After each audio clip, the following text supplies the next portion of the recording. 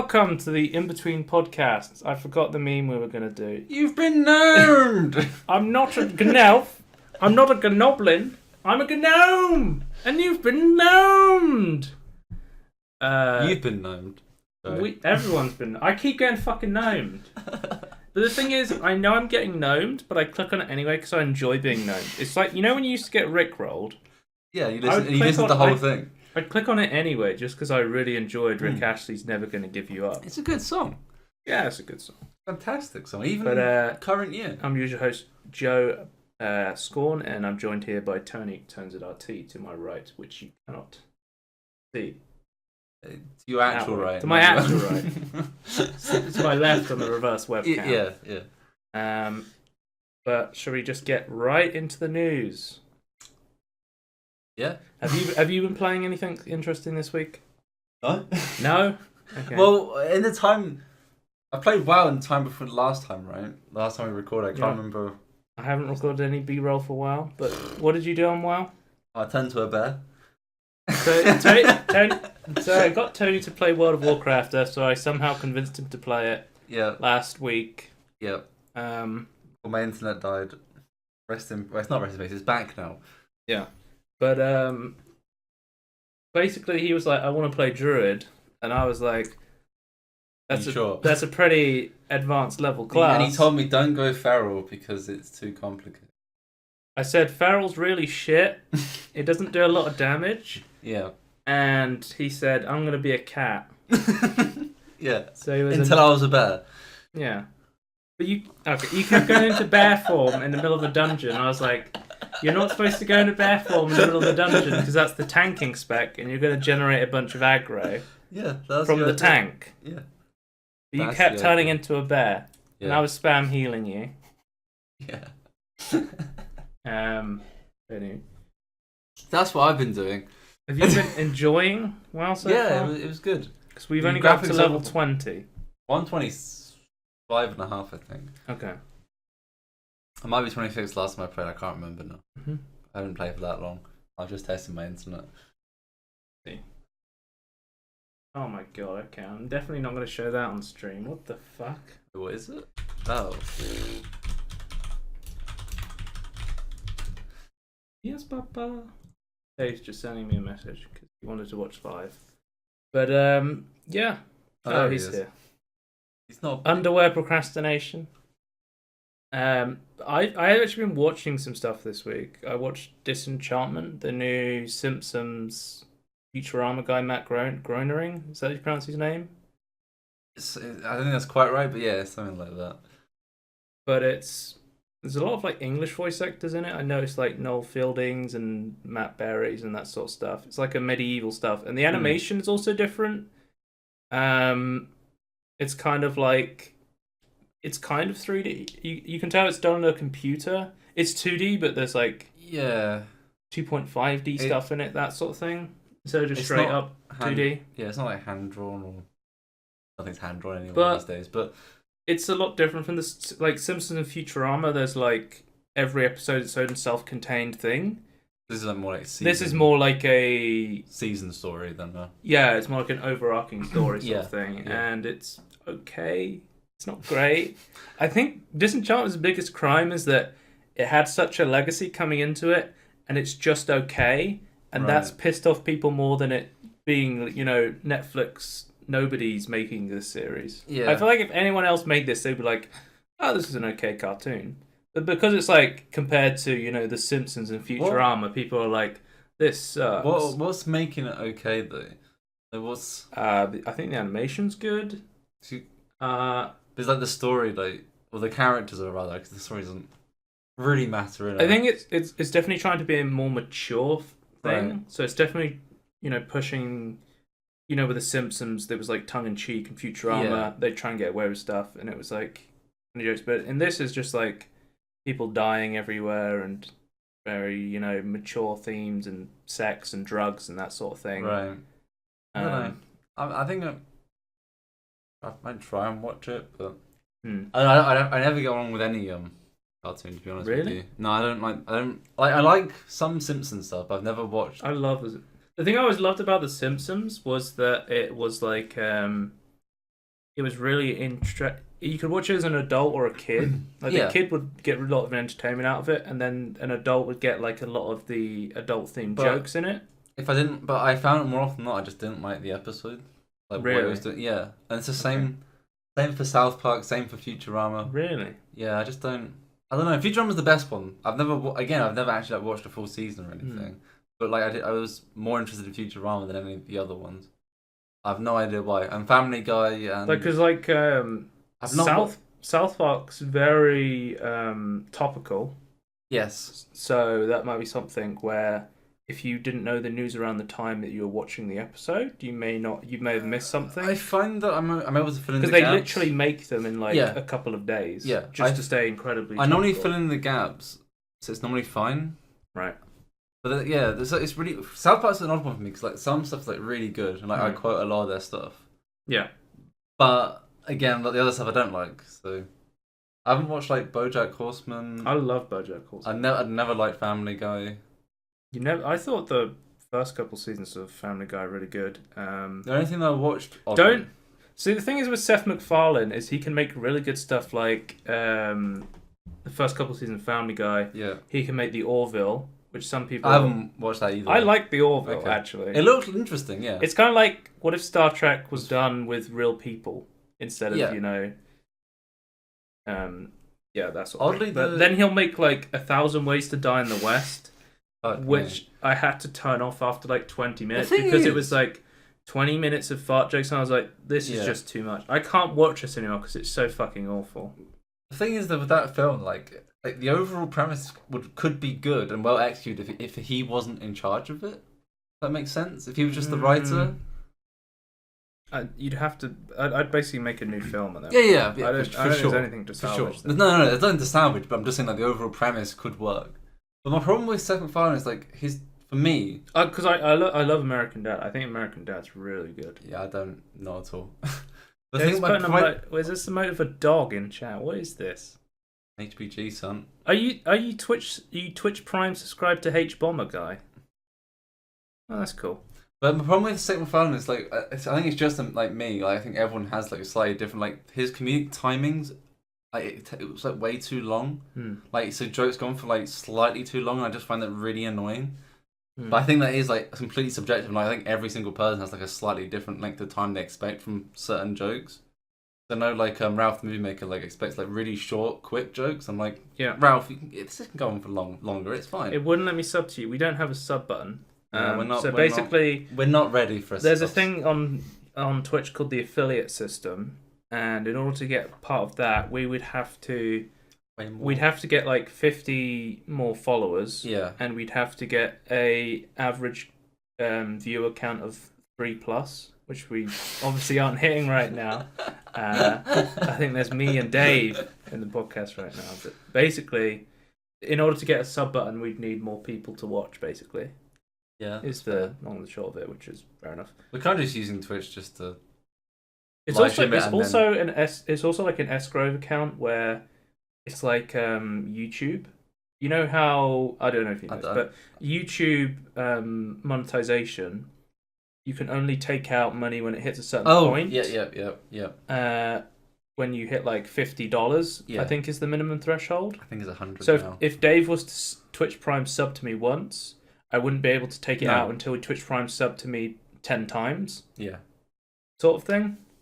So there's also that to take into account. Yeah, so, I think you should be in this year increase it to 100 after they did the whole you need like this number of subscribers and average watchers. Dave's asking if we take Pornhub Gold instead. Yes. Yes, sure. But I need to rent. I literally a couple of days ago watched The Last Jedi, and I need to. We should talk about this because you said almost exactly what I said when I first watched it. I watched the entire film, and I hadn't watched any of the Red Letter Media stuff on it. Really, not even like the. No, because I didn't want to spoil it. Because I wanted to give I like Star Wars, so I wanted to give it a chance. To be fair, I didn't watch anything. I watched the film and then I went and watched it. I queued up I had like a little playlist of all the Last Jedi stuff. Then I watched it. So yeah, I did the same actually. Because just Twitch, to answer your question, Dave, with Twitch subs, Twitch takes about $2, I think, of every Twitch Prime. So if a Twitch sub is $5. You get $3, and they take They take 40% then. Yeah, they take like which is a big cut of it. To be fair, they are hosting the platform. So no, actually, I think Twitch Prime they don't take a cut off. I think you get to keep all of Twitch Prime. Oh, because you're already paying. They'd be taking a cut from themselves. Yeah, but they switching that to Twitch Turbo now instead of Twitch Prime. No, Twitch Prime. Okay.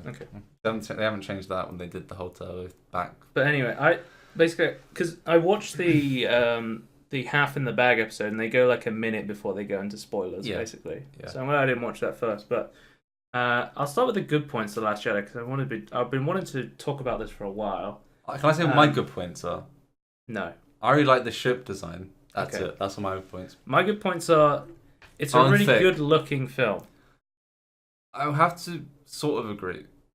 You have to sort of agree. Okay. The cinematography is excellent. Like the visuals is great. It's a good looking film. Yeah, but I thought they made space boring. You thought they made space boring? The ships were moving so slowly that there was no sense of speed. I love how Mike says in the Mr. Plinkett review. He goes, they had to conserve fuel and they're moving really slowly. It was almost like it was an episode of Star Trek. Yes, because of how slow it was for a Star Wars film. Like Rogue One makes in the last 10 minutes makes space really high octane. They're just over one planet as well. And, it's really high octane. This is over light years, and yet it's really slow and boring. The giant ships had light speed, but also all of the escape pods had light speed, and also all of the transport ships had light speed. And cloaking. Why didn't they just travel in light speed in the escape pods? Do you know what's even more annoying? Someone like me who's I delve slightly into what's called Legends now, which is expanded universe. To be fair, this isn't even Legends anymore. This is canon because it's in the cartoons. There are things called interdictors which stop things from jumping from hyperspace if they're close to the big ship. Okay. There's no way that the Millennium Falcon should have been able to jump in and jump out. Yeah. In the actual canon Star Wars universe. Talking about what we were talking about last week about Yoda's toes. There's spoiler alert. Yoda is in this film.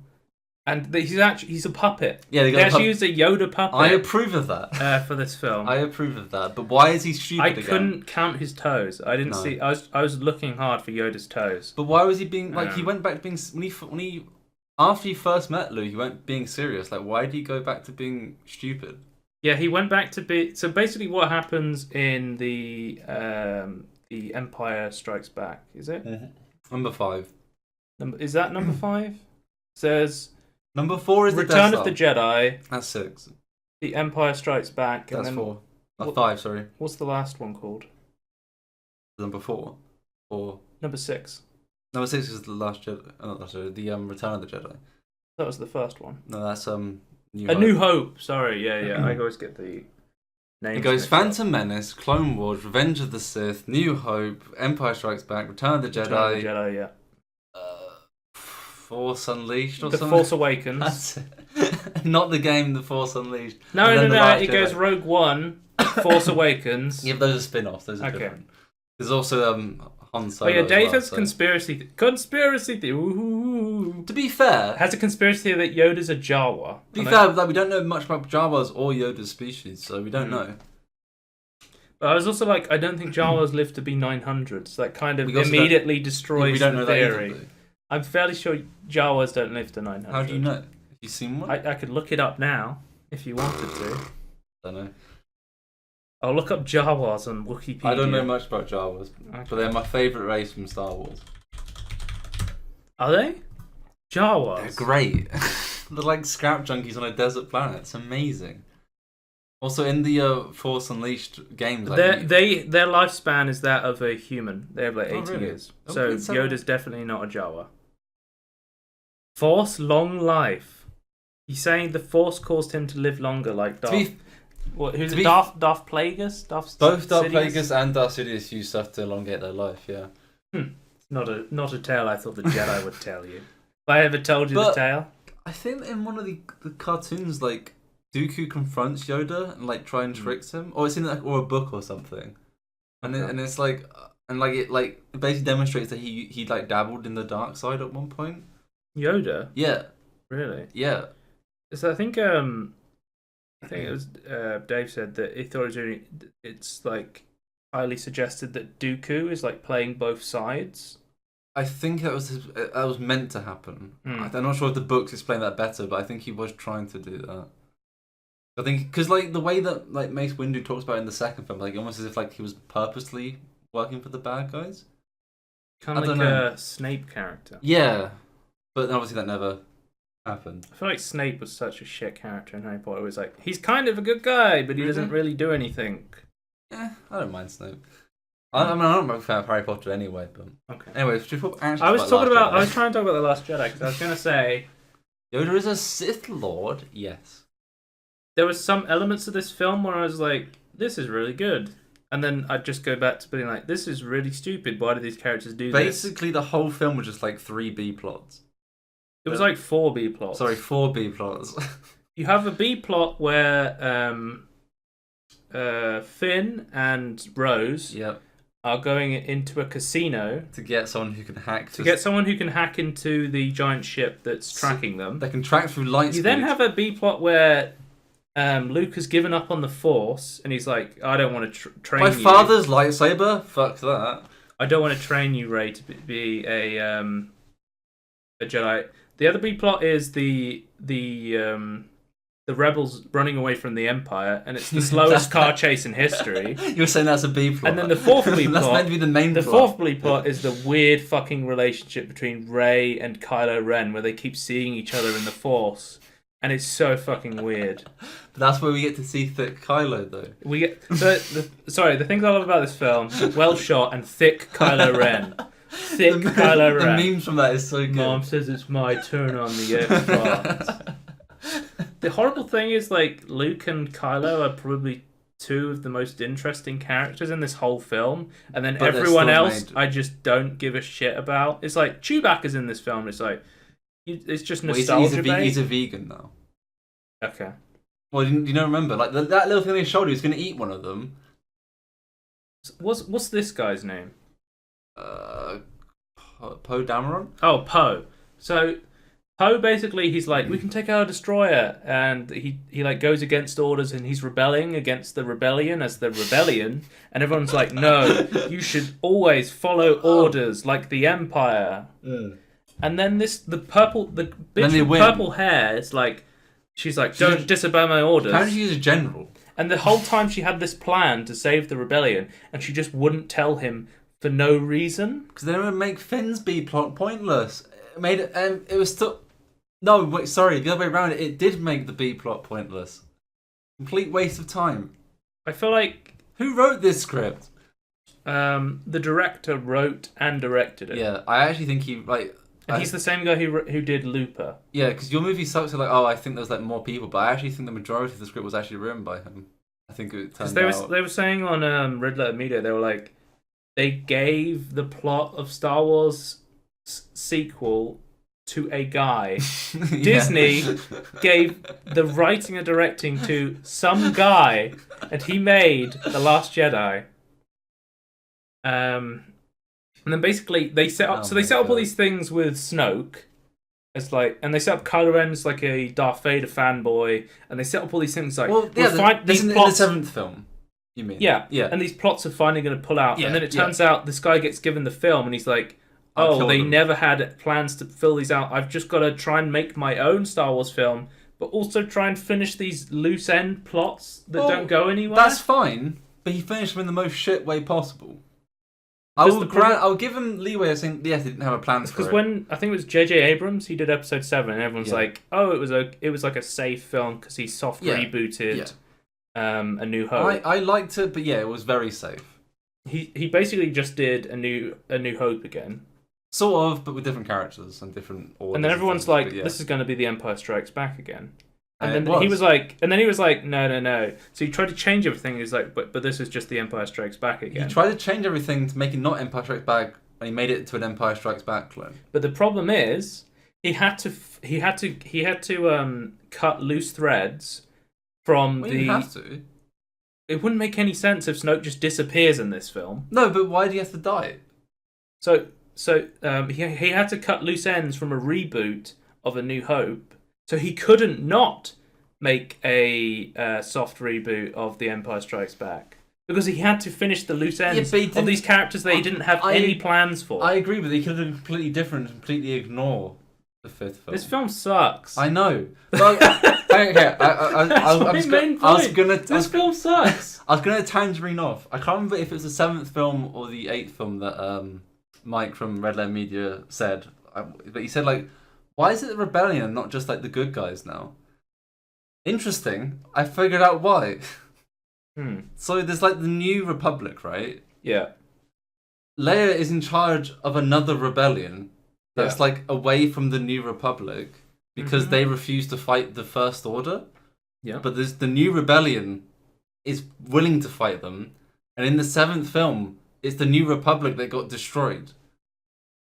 I just want to say the weird forced romantic relationship between Finn and Rey. When I was watching it, I just burst out laughing when he's trying to put this battered up shitty ship into the middle of a fucking Death Star style laser, and she just crashes into him, almost killing both of them. Yeah. And then she's just like, "I love you," and then she kisses him, and I just burst out laughing. And then I watched the Half in the Bag, and it turns out I laughed at this exact same moment as Rich Evans. Yeah, because it was just so fucking. I laughed at that as well. It was so fucking ridiculous. When Rose crashes into Finn, she's like, "Oh, we can't win wars by saving the people. We can't win wars by killing bad guys. We win by saving people we love." And it's like, that is what he was doing.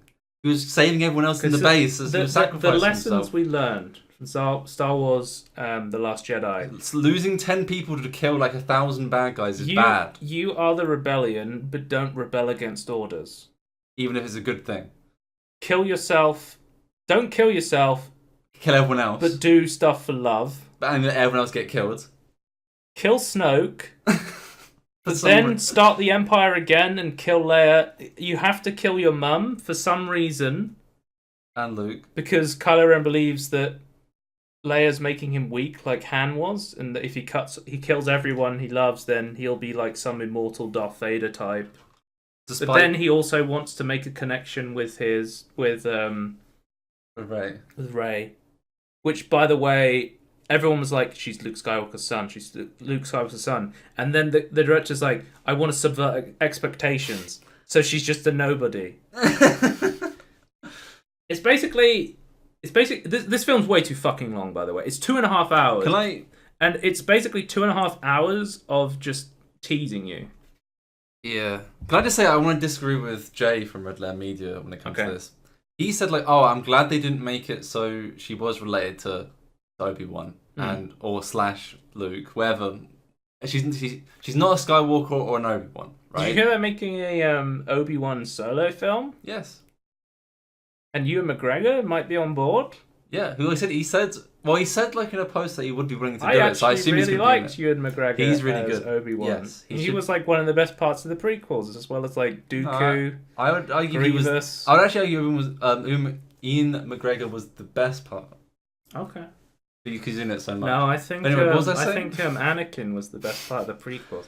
But anyway, this is just a tiny tangerine. But I was going to say, I was so annoyed when they went on the casino planet and they were showing this racing bit, and I was like, pod racing, and then it was like some Tauntaun looking ass aliens. Basically, they went full prequel with that scene. That whole casino section was like prequel-esque. Yeah. It was so funny. I'm guessing with two things for what Jay said. It was like, he said it, like, again, like the Rey thing is like, fine, don't make it like it has to be like, it doesn't have to be connected to Obi-Wan or Luke. It's fine.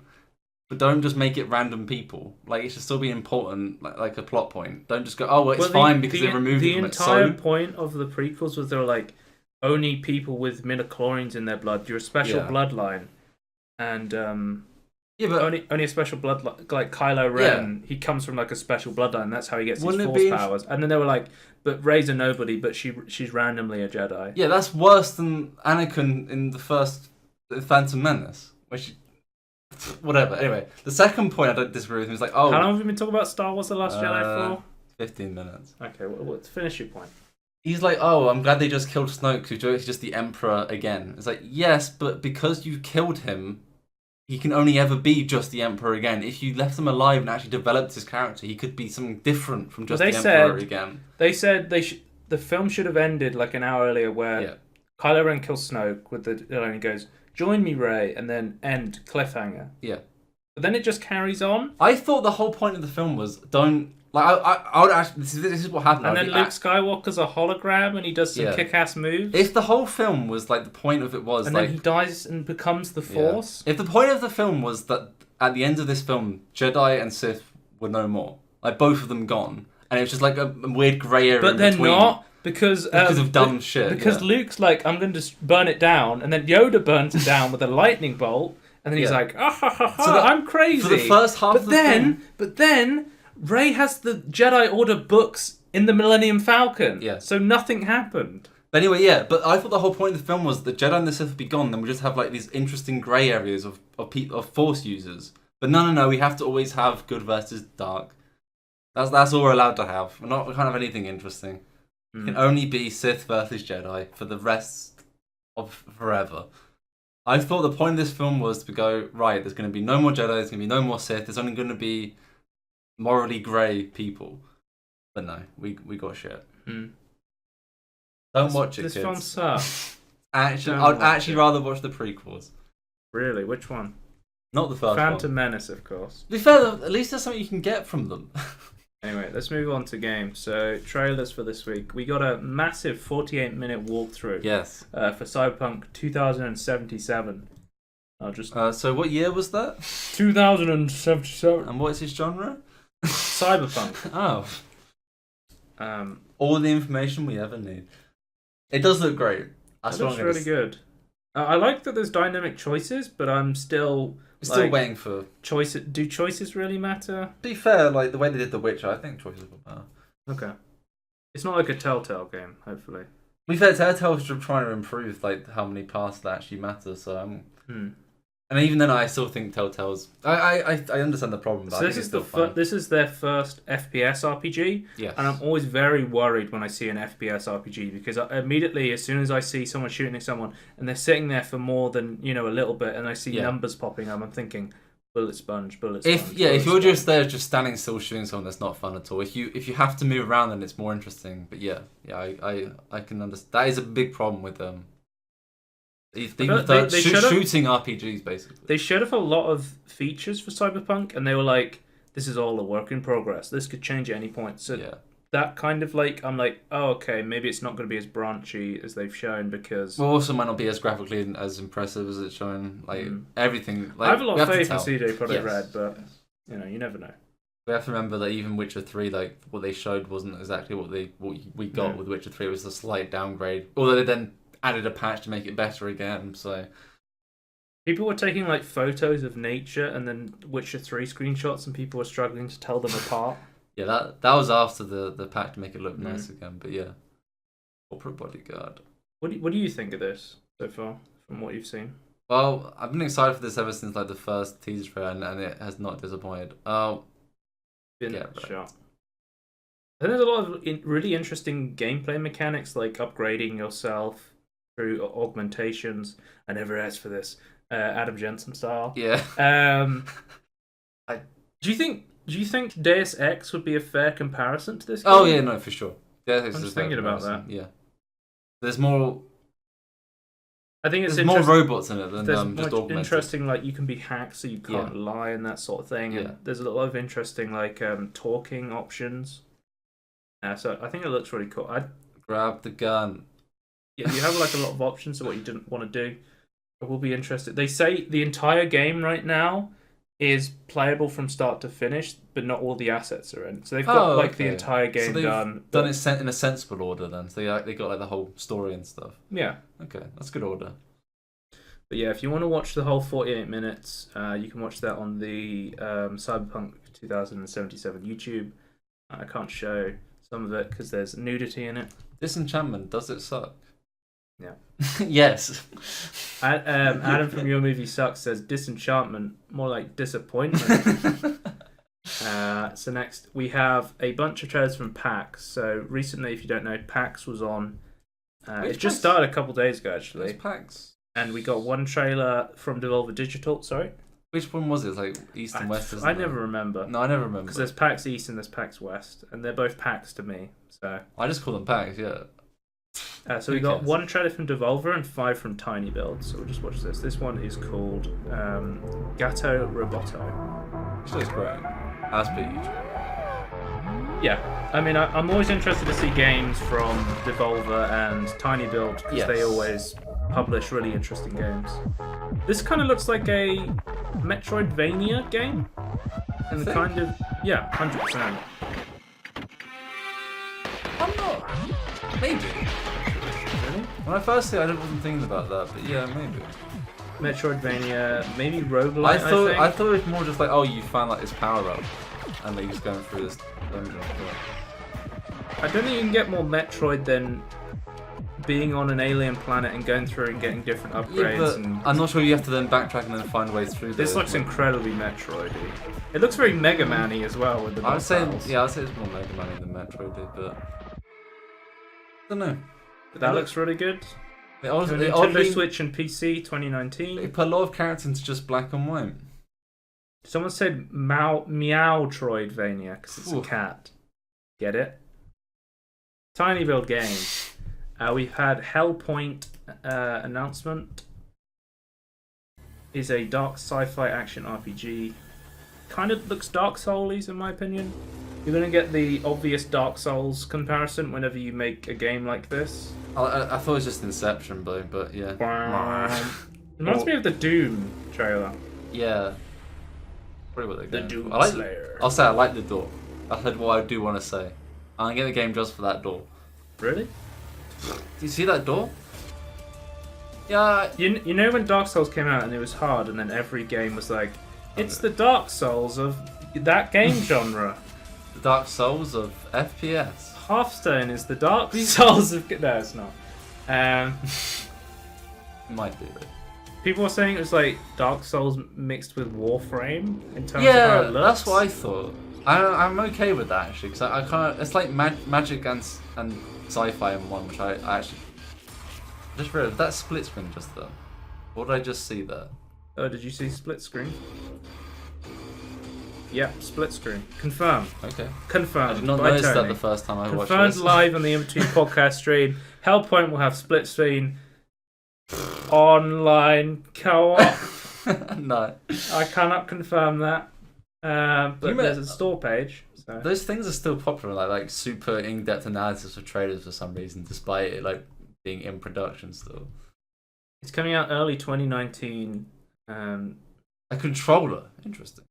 Well, it's an action RPG. So yeah, but I like playing them with the mouse and keyboard. So there is split screen, shared split screen, log multiplayer. It says so. Looks like it will be online. Like it doesn't say multiplayer co-op, but I guess that's not. It says multiplayer. Yeah, I don't know. So that could be the Dark Souls thing, which is also coming to the new Doom, where you can invade your friends' games, which I'm really excited for. Or it could mean you could do multiplayer co-op as well. Who knows? To be fair, if you're doing like local co-op and you've got multiplayer to be able to do that, then why not do both? So I guess it must have it. I'm gonna assume it has it. Next game is a game we've already seen. It is Hello Neighbour, but it is the hide and seek game. I think this is set up as a prequel to the Hello Neighbour game. I didn't realise there was a rich lore of... Well, there's a neighbour who's got stuff in his basement and you're trying to figure out what it is. But this is the multiplayer version, where you have like one of the kids is like the secret neighbour. Yeah, it's like Trouble in Terrorist Town. Yeah, kind of in a way. It's not really a gameplay trailer, it's more of like a... story trailer? Yeah. I've never played the first Hello Neighbour, but it's always interested me. And I want to play it. But I'm assuming kids start going missing. Are these his kids?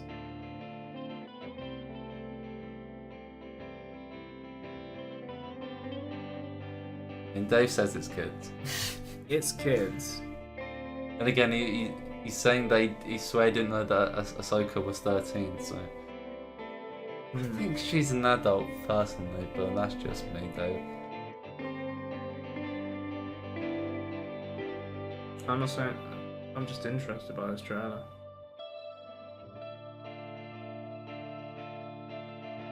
I'm still really confused. Yeah, I'm There's really a fire. confused. You lost the... What? What? What?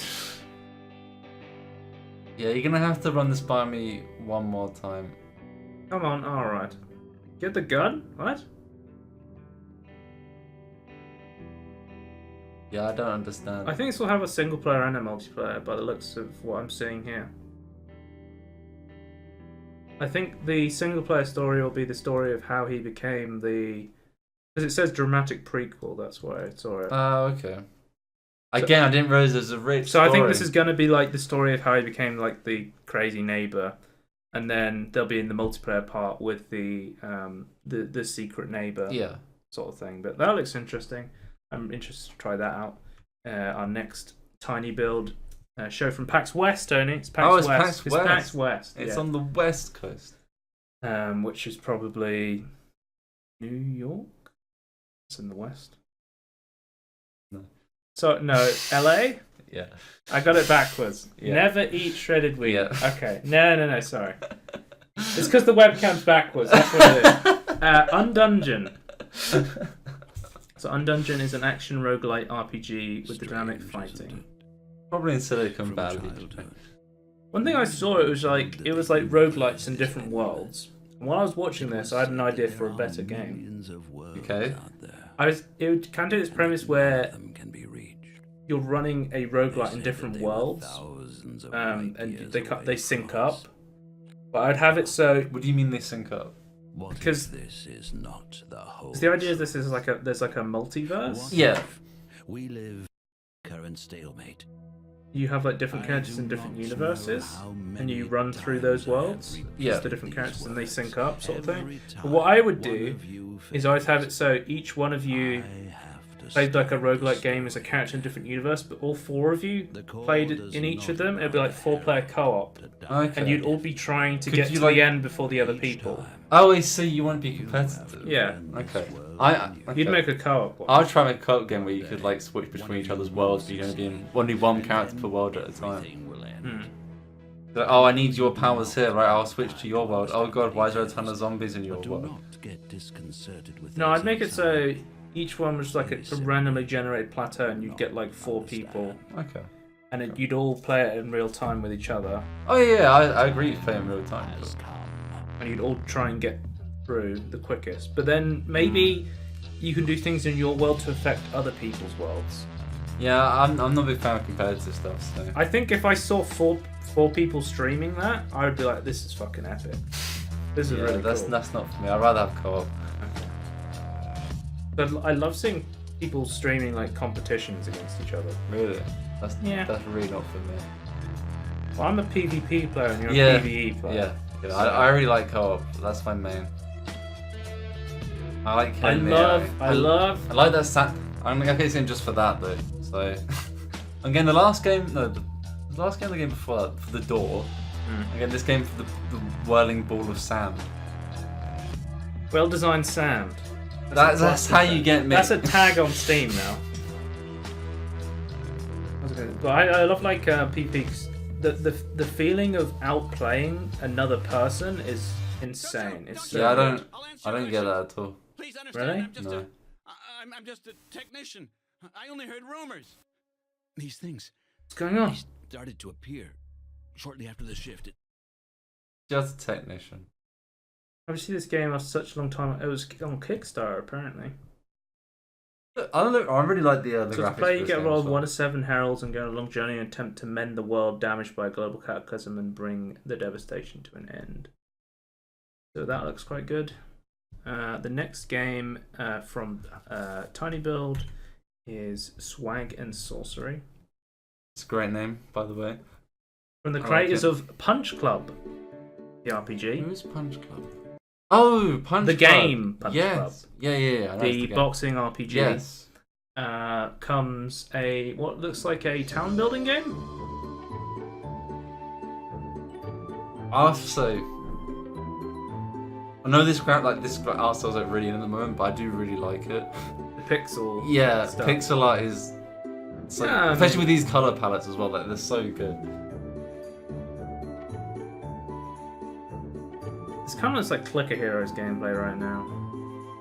I think that's when you go out to fight monsters and you go back and build town. I don't know. I'm okay with this. I'm not it's sure. It's like a chill game you can have on your other monitor. You go back to town, you equip your characters with stuff. Yeah. And then you send them out and they get money and they come back. Yeah, I really like You said you play while playing WoW. Yeah. I'd be playing WoW, chilling out while watching something.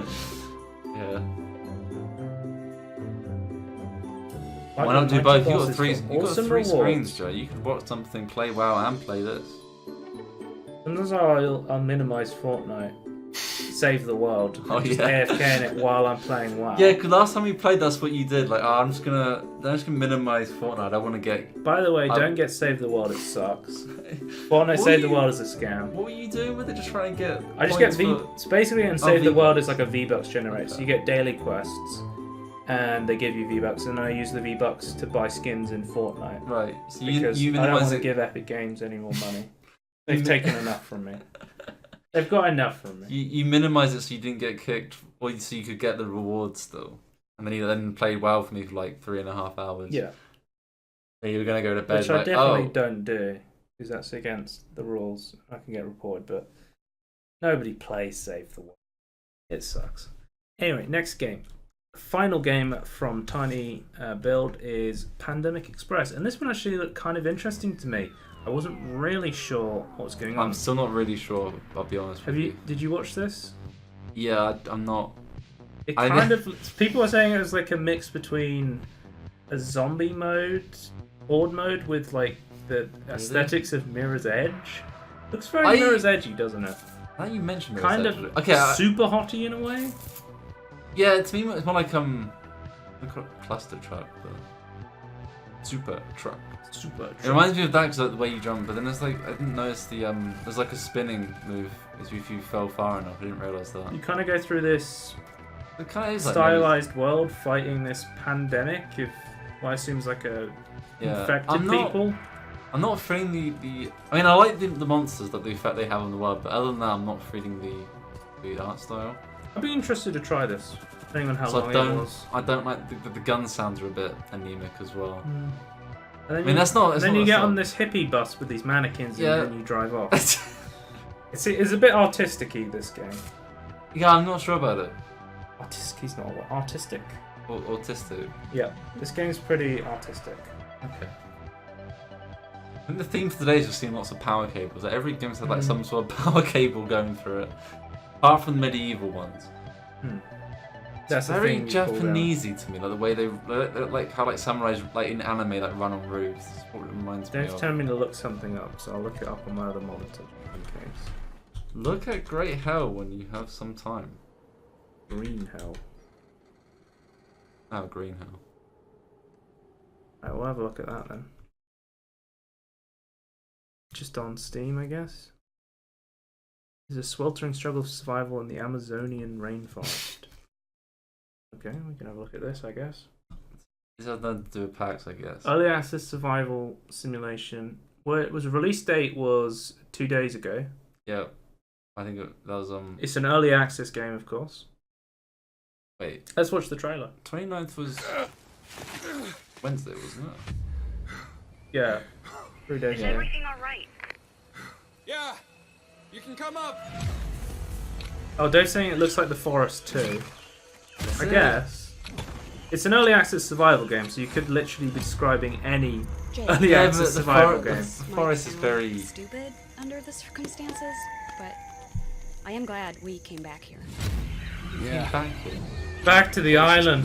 We gotta go back.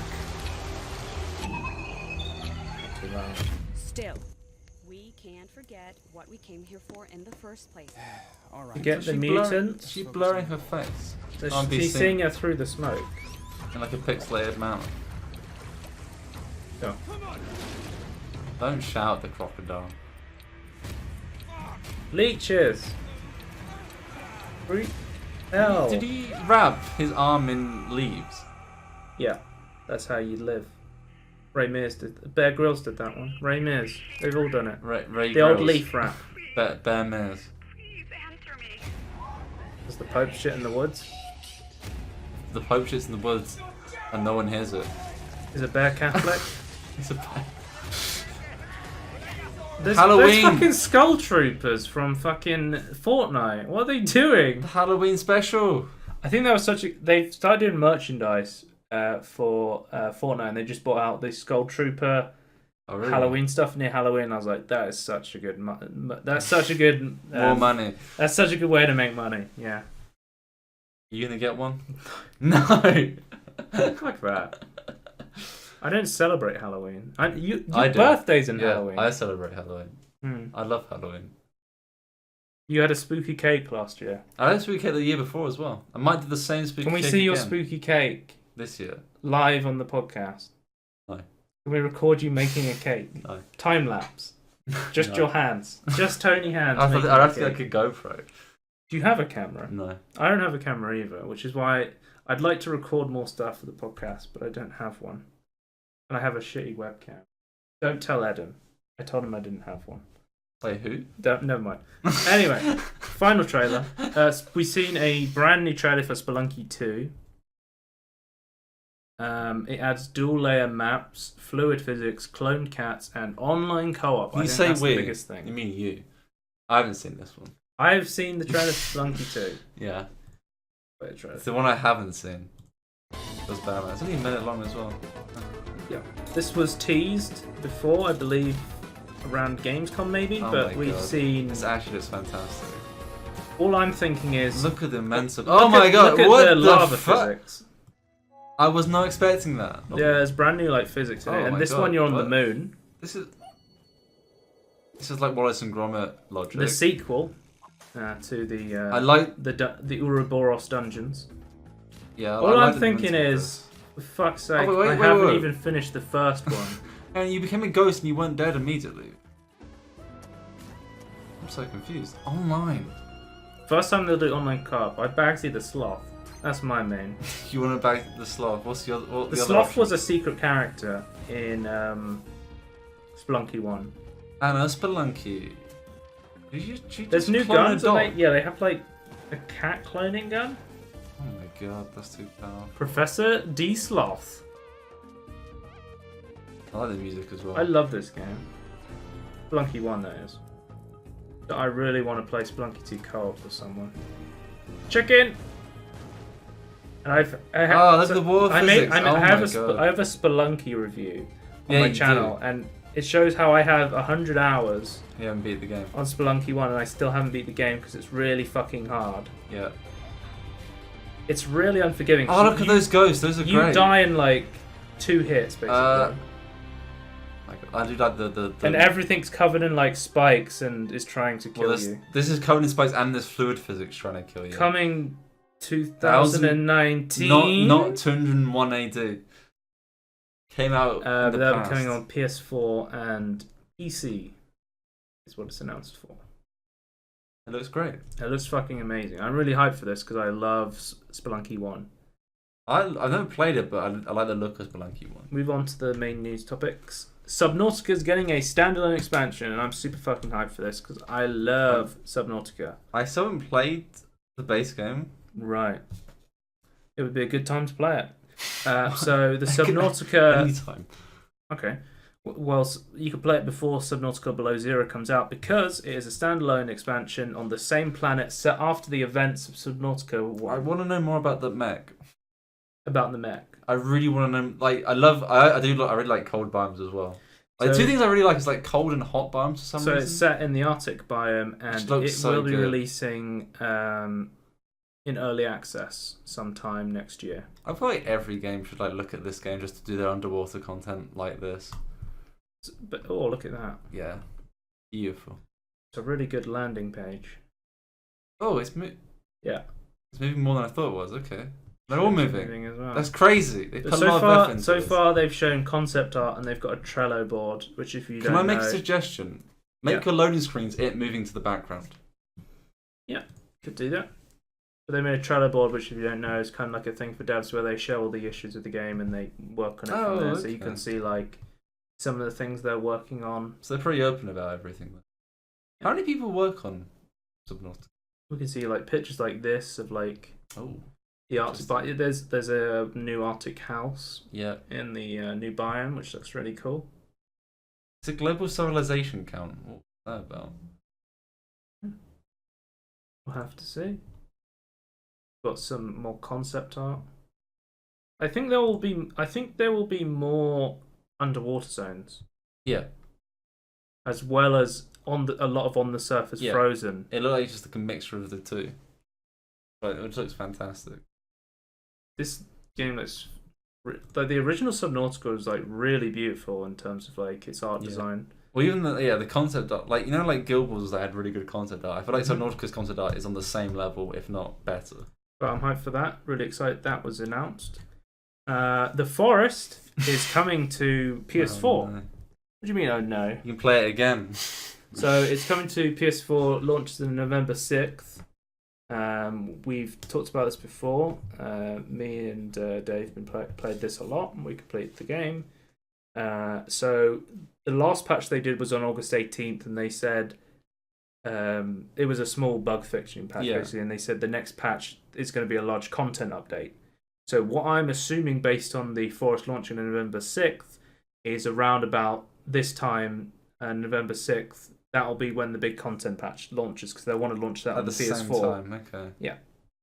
I'm assuming maybe... Isn't it a lot of work to port it to another console and add content, though?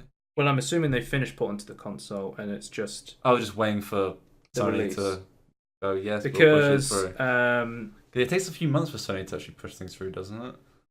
Yeah, because speaking of like releases, Battlefield 5 actually moved its release. Yeah. It was going to be releasing soonish, but they've moved it to November 20th now. Because of presumably because of Black Ops 4 and Red Dead Redemption also releasing. Which is what everyone was saying. Release. Don't release it in between massive things. Last time that's what happened with Titanfall 2. Titanfall 2. EA released it around the same time as Battlefield 1 and Call of Duty game. Advanced Warfare 2, I believe it was. Yes, so stupid. And now they've learnt from the lesson, and they're like, "Oh shit, we better." In their defense, I can understand why they would have done that initially. They didn't realize how big Red Dead Redemption 2 is, I guess, for some reason. They want to release it around... But Titanfall 2, they were competing with themselves. Holiday season. Yeah. But now that, now they've actually figured out that, maybe we should push it back. Yes, you should. Yeah. But yeah, that's really cool. Everything's coming. Complete freedom, interaction, survival and combat, all the cave system, multiplayer co-op will all be coming to PS4. It will be, I'm assuming, at least the 1.0 update. Oh, okay. I'm not 100% sure. I'm going to say it's going to be really epic. It's going to be really epic. But I'm also excited. It's cool. It's coming to another platform. I think it's a fantastic game. It's one of what I would say a success story from early access. I would say The Forest. Even though it had a more shaky start. You say it had a shaky start? Yeah, definitely. Okay. It was super buggy in the beginning. Oh, I see the bug. Okay, yeah, that's fair. But I'd definitely say it's maybe a more... I said Subnautica's like probably my gold example of an early access game that is... Well, I've got quite goes into early access, consistent, amazing content updates. Prison Architect had the same as well. Prison Architect, another example. Kerbal Space Program. Yeah. Another great example, but... Unfortunately, the unfortunate thing with KSP is that it doesn't have good content updates anymore, but... Aren't they also working at Valve now? Some of the original team. Yeah, I have no idea what's going on with them. It's crazy. But yeah, I'm excited for that. Next thing we'll talk about is another good game that me and Dave play. Dead by Daylight First Cut. So we've got an official teaser for the killer, and we actually know all about the new killer and the new survivor based on the PTR from the Dead by Daylight. Just show this to you. So obviously, Japanese thing. You saw the Japanese devil mask. Yeah.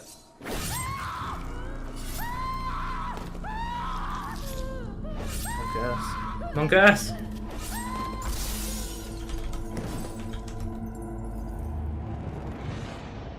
Yeah, someone who's never played the game, the trailer's a bit confusing, but.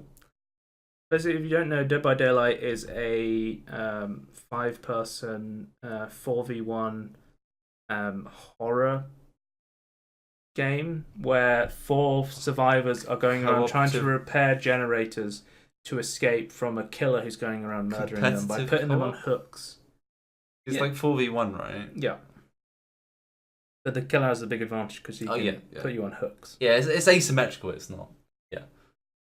I got Dead by Daylight in the summer sale, and I wasn't expecting it to be like a game where I just love playing it all the time. You just bought it because you can play it with your friends. I can play it with my friends, but I actually found myself really enjoying just playing the game all the time. I was playing Survivor a lot, and I also really enjoyed playing Killer as well.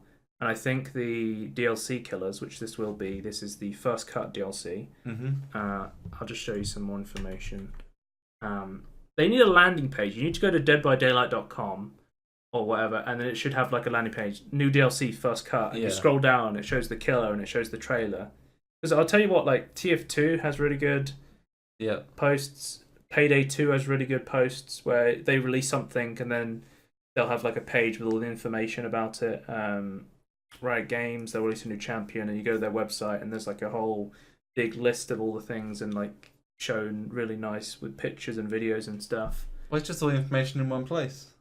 I would love to be able to show you something like that, but it doesn't exist. Most of the information I get from the Dead by Daylight wiki whenever I'm confused about something. So I think they could do a better idea. I did watch their Q&A. They are doing community Q&As every couple of months, I think it is, that address some stuff that I thought was quite cool. So I'll show you a picture. So the new killer's a woman. She's called the Spirit, I believe. I think there should be a picture of her around here. Chapter 9, Shattered Bloodlines. Here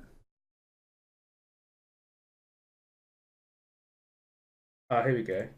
So there's the Spirit, Shattered Bloodlines. She goes behind people and goes, Omarima, Demi de Desu, and then she stabs them in the back. Here she is, the Spirit, called Rin Yamaoka. Donkey Kongu. I'm gonna butcher it. It's Japanese. Her perks are Spirit Fury. Each pallet she breaks magnifies the wrath of the entity. And after breaking 4, 3, and 2 pallets, the next time you're stunned by a pallet, the entity will instantly break it. So if you don't know, the entity is like the giant spider thing that comes and sucks up survivors when you put them on hooks. So every time she breaks, what survivors can do when they run away is they can throw a pallet in front of you, and then that stops you from getting over it, so you have to break it. Yeah. So every time she breaks one of the pallets, she's going to make it so she can instantly break a pallet. Her next perk is 2 trapped hex totems will spawn in the trial. When one of the 2 trapped hex totems is cleansed by a survivor, all survivors suffer from the exposed status effect. And then the remaining one instantly becomes a dull totem. So this is kind of like a bait one, where people are going to try and cleanse the totems to see if they're hexed, and then it's going to expose them to her if they try and do that. Yeah, okay. That makes sense. You might be confused. So basically, there's a couple of killers have things called hexes, and all around the trial, which is like the area that you're going where fixed generators in, there's totems which are like skulls with candles on them, and some killers have perks like hex, so that it makes it a lot harder to repair generators. Yeah. So when you repair a generator, you have a quick time event, and you try and press it, and then one hex will be. It makes the quick time event success zone really tiny, so you want to go around cleansing totems until you find the hexed one, and that will get rid of the hex. But what this does is it means that there's trapped hex totems, so if you're trying to cleanse a hex, it will actually it's actually like a bait one where cleansing the hex will expose you to the killer so she can see you. Yeah.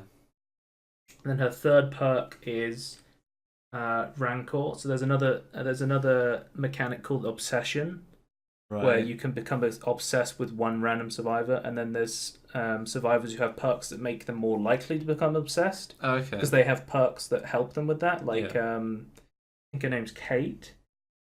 From I think she's from She's either from Michael Myers. I think she's from Michael Myers DLC. Okay.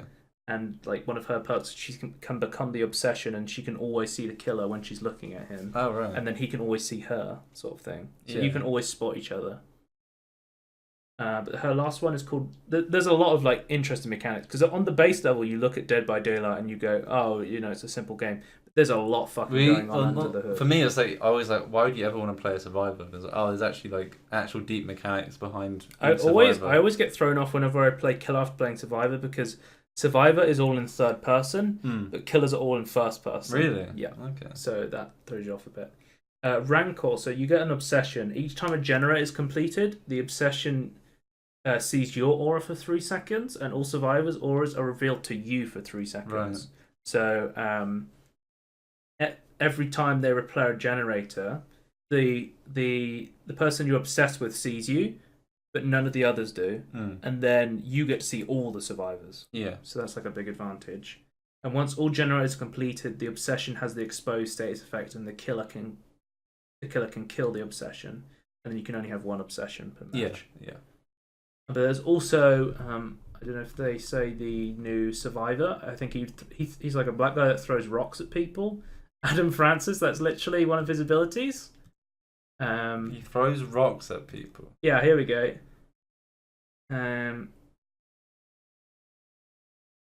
Diversion. Activatable perk. Standing within the killer's terror radius while not in a chase for 45 seconds activates the perk. Once the perk is activated, press the active ability button when crouched, motionless, to throw a pebble, which creates a loud noise notification for the killer at a distance of 10 to 15, 20 meters. The perk deactivates once it's used. I don't understand. So basically, this guy throws rocks to distract. And I yeah, as like a distraction, but it just seems pretty bad. It overwhelms the vision of the killer. These other 2 unique perks: Deliverance. After performing a safe hook rescue on another survivor, you now have a 100% chance to unhook yourself during the escape attempt. This just sounds really boring. That's actually really strong. Deliverance. It's strong, but it sounds really boring. Every time you save someone, you can instantly get off a hook. Dave's saying she looks like the bitch from The Ring, which I do agree with. Kind yes. of. Or what's it called? Ringu, the Japanese version. Is it actually? It might be. Is there a Japanese version? Okay. Yeah, I think the Japanese versions are meant to be scary, a lot scarier. They're just a lot weirder, but okay. Didact. No.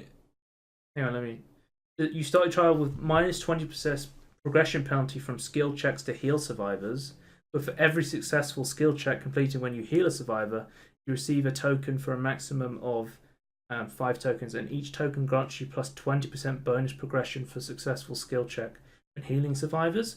So basically, this is one that builds up. So he's just a support, basically, for everyone else. Yeah, you can distract. There's support characters like Madame Mori, who's like a healer. Yeah. There's ones that are fast as fuck, boy. So this that run really fast. So this guy's like, he can take you off a hook, then he can take himself off a hook. There's survivors like Jake Park that are like Jake sabotage. Yeah, there's survivors like Jake Paul who dab on the killers. But there's another thing you can do in the game where you can sabotage hooks. You get toolboxes and you can destroy hooks. They can't use them. Only is Ringu. Yeah, it is Ringu. Mrs. Wiggles. Yeah, that's my main character. Because whenever a killer picks you up, you can wiggle. What? You push A and D, it'll sound like this. And you wiggle from side to side and it pushes the killer off where he's trying to go. Oh, right. And if you get it, and it fills up a bar, and if you get the bar full, it stuns him and he drops you. But there's a character that I play that I don't remember the name of. She might be the Kate character from the Michael Myers DLC. But her ability is she only has to fill up the wiggle bar halfway. Oh, and right. also, once per trial, when the killer picks you up, you can stab them with a weapon and that'll stun them and you can run away. Oh, right. But she is the wiggling character. Because I was calling myself Mr. Wiggles because every time I get picked up, I'm like, it's Mr. Wiggles, I'm Mr. Wiggles, and I'm like trying to wiggle away. But there's because I said it's really complex, there's a bunch of characters that can fit your playstyle. Yeah. Which is really cool. So someone takes your character, you can go, I've got another one. Because when it was on sale, I picked up the base game, and I picked up all of the... DLC packs. I picked up all of the licensed DLC. Oh, okay, right. Because you can buy characters through in-game currency. Yeah. But I think there was a licensing thing where they were You have to give money to the actual license. Yeah, you have to like buy the licensed ones, I believe.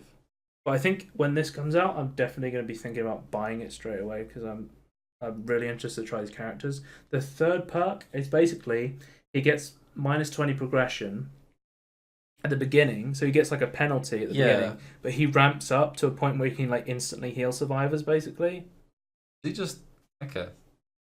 They said that. So in the Q&A they said they were thinking about. I think they're making a bunch of Japanese skins. Yeah, Jake Park's he's got like his hair in a bun. Huntress Meg Thomas, got chopsticks. Claudette Maurice is the healer woman in like Japanese clothes. I mean, a new clown outfit.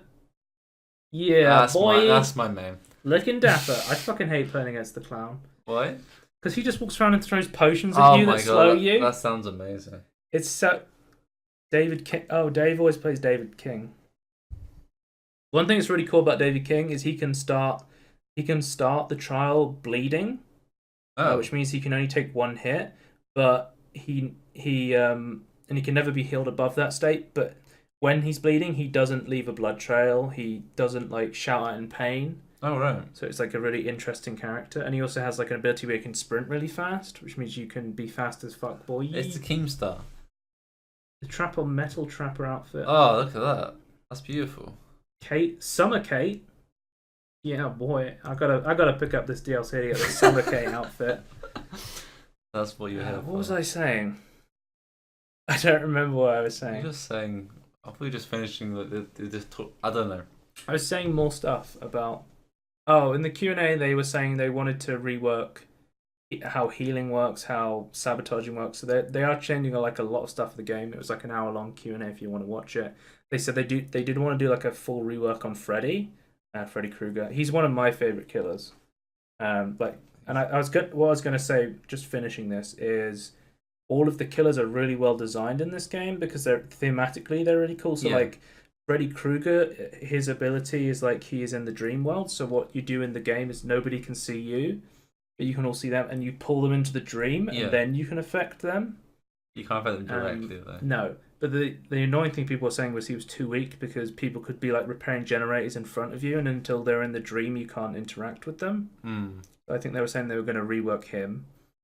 Michael Myers is really cool because like he literally, it's like his character, he has a really low terror radius, which means he can sneak up on you really early, but he moves really slowly, and it's like the Michael Myers in the film where he stalks people, and as he stalks you more, and and especially if you're his obsession, which he obsesses over people in the films, he gets faster and faster, and he starts chasing. Oh, that's great, yeah. There's like the pig from Saw, which is really cool thematically, because what she does is she puts a reverse bear trap on your head, and you have to go around to these little jigsaw puzzles around the map, and you have to like do quick time events to try and get this reverse bear trap off your head. I just think it's such an awesome game. It's really, really cool. I'd highly recommend picking it up. Yeah, Dave said he stalks and watches you, Michael Myers, yeah. So because your terror radius is how, when a killer gets close to you, the terror radius is how close you are before it sets off your heartbeat sensor. It tells you they're there. But the pig and Michael Myers are stealth characters. So literally, you have to be looking everywhere because you won't get the heartbeat. They'll literally just appear behind you, and it's fucking terrifying. But there's a bunch of different characters, and they're all really interesting. But I've been talking about Dead by Daylight for too long, just because I love the game. But there's a new DLC coming, which I'm interested to play. What's up next? Oh, Pegi. Pegi has announced a new content descriptor and game purchases, or in-game purchases. So every game that is in the Europe now, the Pan-European Game Information rating will now show if the game has in-game purchases in it, which is pretty cool. It's still not quite verbose enough, I don't think. But this is going to inform parents who are looking to buy their children's games, whether... Yeah. It says here, a consumer survey by Ipsos showed that 2 out of 5 parents of children that play video games indicate that their child spends money in-game. Of those parents, the vast majority, over 8 in 10, have an agreement of some kind about spending. I would like things like FIFA, let's say, also has gambling mechanics in, like loot boxes as well, but this is a good first step. But I think it's good to inform people who are buying games for younger people who may not be as informed about video games, whether a game has in-game purchases. Yeah, because we would like to see loot box gambling as well. But it's always good to inform the consumer. Although there is some, because I think the European Union is actually looking into loot boxes. They're going to actually enforce it or not. Speaking of loot boxes, paid loot boxes and loot chests have been disabled for Overwatch players in Belgium. You know what I find hilarious is that the people in Belgium have just like they're like, oh, we don't want to. In this post, it's like we don't want to miss out on anything, so we're going to make a new method of trying to get it for them. Yeah, that's what we all want. So we saw recently with Dota 2 and CS:GO crates, they were like disabled. Yeah, until it weren't. Until they were like, it showed you're buying the next crate. That you're going to open. It's not gambling they found technically. Like a loophole in the system. Yeah. I guess Blizzard are unwilling to use this loophole at the moment, or they're clambering to. But it's interesting. Countries are actually clamping down on loot boxes now. Yeah, there's also both of them either in the EU or like close to the EU. I think one of them is definitely, and the other one like trade agreements with them. The next one. So people are really fucking pissed off with Star Citizen. Still, Star Citizen was going to have a convention where they showed off Star Citizen called CitizenCon on, and they were going to stream it online, and they wanted to charge people $20 in order to watch this online, which was not what you had to do before. Which really pissed people off because you didn't have to do it before. Nope. And it's meant to just show off for the backers. People have been kickstarting this game for years now, right? TB made a video on this. In 2013, I think. People have been backing this for years, and they're really disappointed from what they've seen so far. They feel like they're not getting what they've paid for at the moment. Yeah, they keep getting lots of money. So that really pissed them off to a point where they found a post of Chris Roberts, the CEO of Star Citizen, saying he never wants to paywall content off. I do not like to have to pay a subscription just to pay. I hate when things are deliberately locked behind a paywall. Wow. And then went to paywall his own CitizenCon livestream. Yeah. So basically, I can't show you the post of them doing this because they immediately backtracked on it. Chris Roberts has reversed the CitizenCon ticket price decision. All current backers can watch the presentation for free. Bad time to try and increase the price of that because they've already got a ton of shit this year. People are already like, I don't think I'll ever see Star Citizen. Yeah. It's going to be like another Kickstarter failure. Yeah, there's been so many videos saying like, is Star Citizen a scam? There's like so many now. Because like no one's seeing anything. No development or anything. So where's the game? Where's the game? You've made like 5 different games that aren't games. And you're somehow going to push them together into one game. People are saying there's supposed to be 100 plus Star Systems in the game. We currently have 1. It's about a quarter of the size it's supposed to be. If I recall, in that sense, it's like 0.25% complete. Yeah. The fact that there's no salvaging, medical, agriculture, exploration of refueling game mechanics, and basic, super unfinished versions of mining, damage states, basic flight model, object interaction, the economy, NPCs, or anything to do with first person. We don't even know how the game would even work, like in the actual finished game. Like, what's the point of buying all these ships? They've also promised that they'll have a version for Linux, one that will run on Vulkan technology and will also have compatibility with the Oculus Rift. They've promised a lot of shit, and they can't fulfill with the base version. It's starting to sound a lot like No Man's Sky, isn't it? Yeah. Well, what I wanted was just like an MMO ship. You personally backed this product. So I told you that, yeah, I sort of have. So basically, there's a Kickstarter that raised like millions. Mm-hmm. I think it's still the biggest funded Kickstarter project, either in gaming or like of all time. Yeah. After that, they're like, "Oh, we're gonna allow you to like still pre-order it and like still fund us if you want." Mm-hmm. Like I was like 6 months after I think we like started getting in production. I was like, "Yeah, I'll do that. I'll just play the base version." And then the madness, the skin insanity, basically, madness started. We could buy ships. Yeah. And the latest controversy before this was you had to have spent $1,000 on buying ships before to be able to preview this new ship that you could buy for $28,000. Dave in chat saying my friend put $200 into the game. That's nothing compared to what some people put into this. Some people put like thousands of pounds into this. Some people have put like 50,000 in to buy every single ship. Jesus. And yet they're still fucking up with all the money from the Kickstarter, all the money on the second wave of like pre-orders, and all of the ships after that. They must have gone and they've even gone to like look for like more people to like get more funds. So they're still running out of money. How? Just make a game, like make like an alpha, then build upon it, like Subnautica or Prison Architect or myriad of other games that had proper early access and pre-order stuff. I just want to play the game. I'm not interested in it at all, based on all the controversy around it. It just doesn't make me interested. Well, I think they've lost focus. I don't think that they know what game they're making anymore. We got a Furi update. Furi got an update which adds Invincible mode, as it's called, which will give you commands to help you fight tough bosses. This is only available in story mode and does not unlock trophies. So this is interesting because this allows people to play their game that they bought the way they wanted to play. Yeah, it's more customization. This is not a mode for hardcore gamers who are like, I want to beat this as hard as possible. I'm sure there's going to be hardcore gaming aristocrats, though, saying that easy mode in my video game. What was the Donkey Kong one? Donkey Kong, it was a funky mode. Oh. Where it made the game a lot easier. We could play as Funky Kong. Yeah. But I think laundering drug money. Yeah, that's Star Citizen is a way to launder drug money. Yeah, probably. They're probably like stacks underneath their office. I don't know. They could have just bought a laundromat. Yeah. Jesus Christ. For laundering.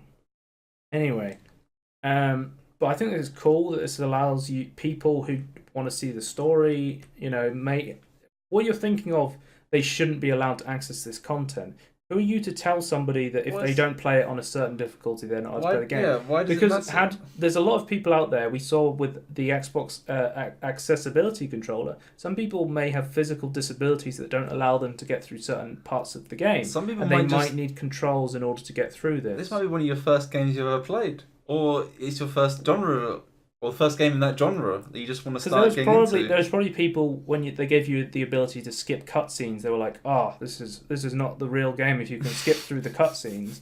Anything that gives you the option to play the game you want to play it is a good thing. Yeah, more options is better. Even if Dark Souls had an easy mode, it still wouldn't make the game worse. Because everyone would just be playing on hard mode. And I think this is really cool because it allows you to change the product that you're buying. Yeah.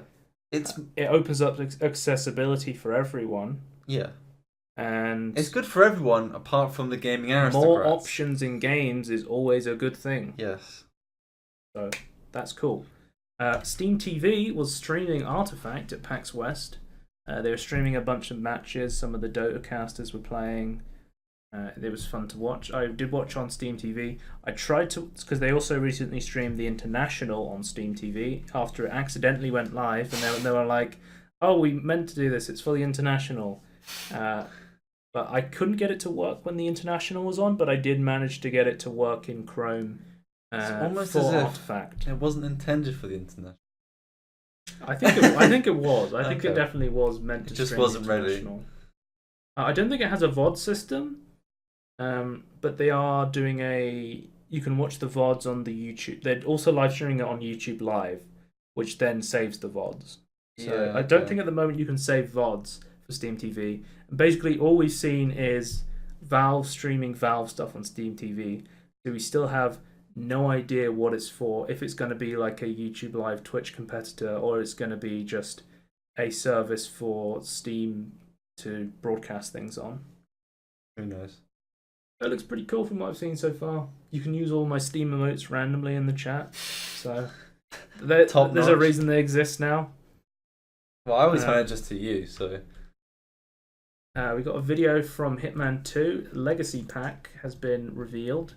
So what they're doing is we said before, they bought out themselves from Squeenix. IO. Yeah. Who is IO Interactive? Eidos Interactive, I think.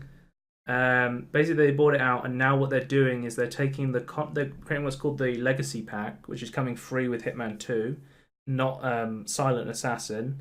This is Hitman 20. 2018. I believe it's coming out this year. I can't remember. So they're bringing the content from Hitman 1.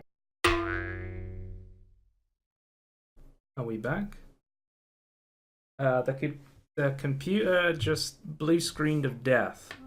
So we're about to Playing talk about video. Hitman 2. That's what I got written down. So yeah, I'll just put this on quickly.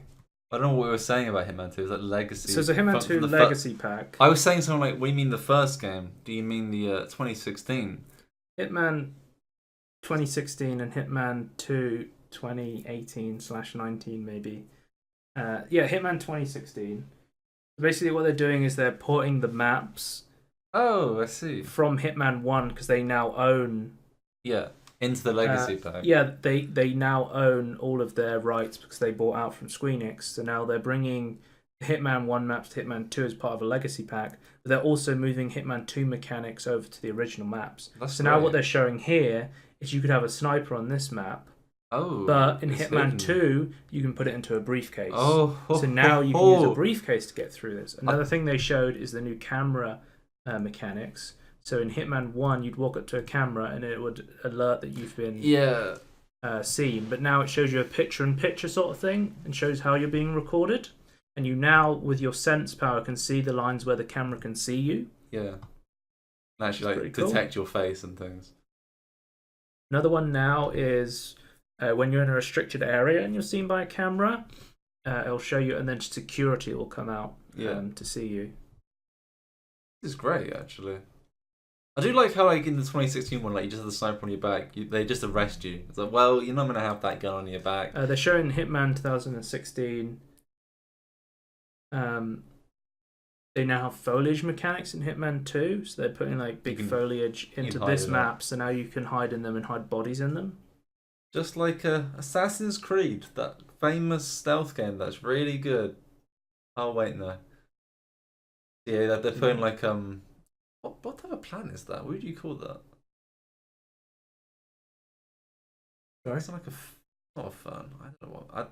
I'm not very good with planets. I wish I was, but I'm actually like what Teeth Ferns with Zach Galifianakis. I just want to what I don't know. They added like more diversity of plants where you could hide in instead of just adding the same grass. There's more interesting map. Interesting. I think we'll finish it after this because I was thinking about finishing it anyway, and then we blue screened of death. So... It's definitely. Well, we got a few tabs. Oh, so now another thing is in the legacy maps you can now be seen in mirrors. Oh. So if he sees you in the mirror, he's going to react to you. Yeah. Which is going to make the game a lot harder with all the mirrors in the game. Means you have to have awkward conversations of why you're standing behind people in the bathroom.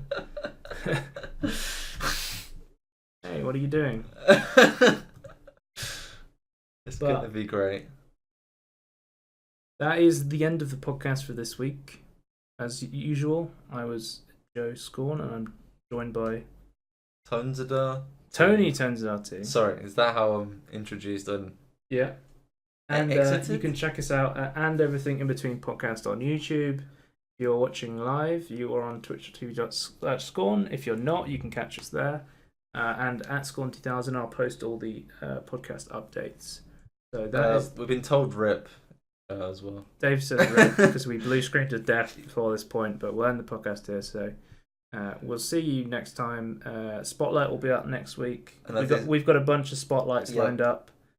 As they say in the biz, then actually on the flip flop. We're working on Tony edits. They're coming. I'm working. And the soundboard. Yeah, I'm working on the soundboard more than I'm going to make promises that Tony can't keep. Well, I'm working on the soundboard. I'm not promising Tony edits quite yet. Okay. Well, we'll see you next time. That's the end of the podcast. Goodbye. Bye.